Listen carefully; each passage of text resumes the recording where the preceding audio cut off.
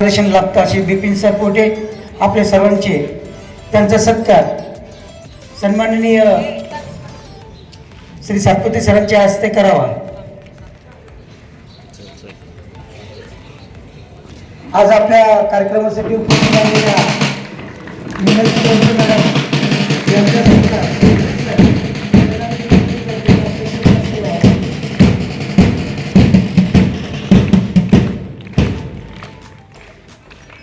धन्यवाद सर आणि मॅडम, आपण या आपल्या छोट्याशा कार्यक्रमाला आपण उपस्थित राहिला, धन्यवाद। इथून पुढे सगळे सातपुते सरांच्या हातात।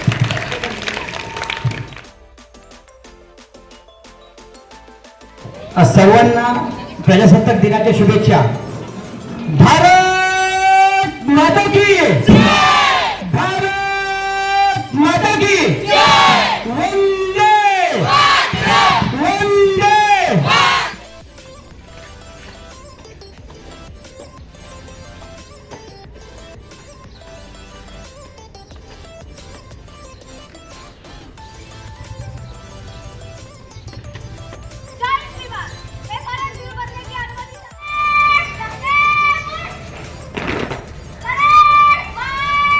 वंदे।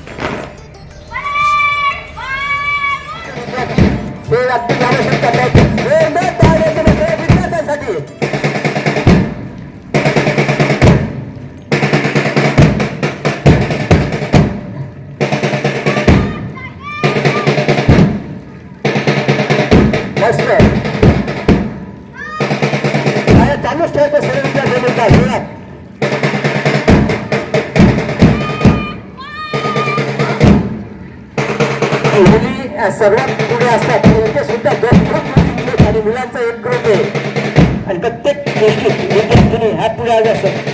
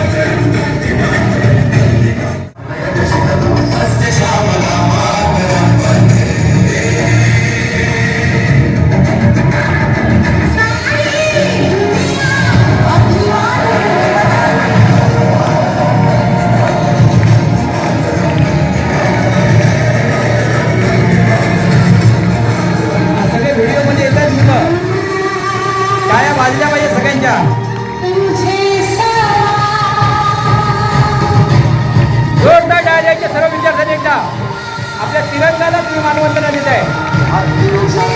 हा जरा वरती हात वरती करा, सर्वांच्या हात वरती गेले पाहिजे सर्वांच्या।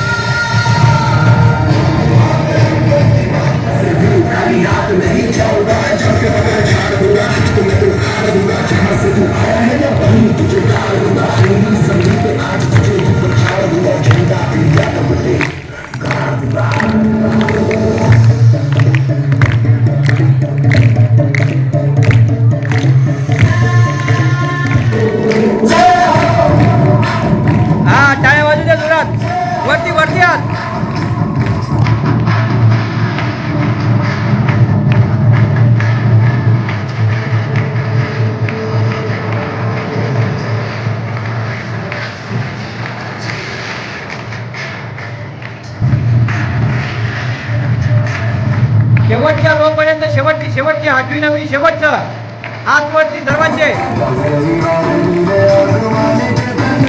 जोरात टाळ्या द्यायचे आपला तिरंगा ध्वज